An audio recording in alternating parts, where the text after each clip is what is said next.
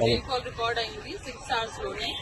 దాని తర్వాత ఎడ్లపాడులో 170 mm, దాంతో పాటు నాదెండ్లలో 130 mm.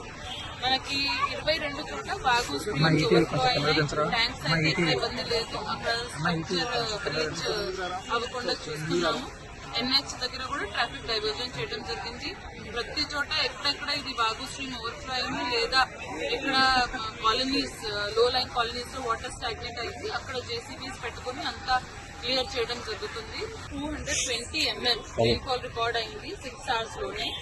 దాని తర్వాత ఎడ్లపాడులో 170 mm, దాంతో పాటు నాదెండ్లలో 130 mm.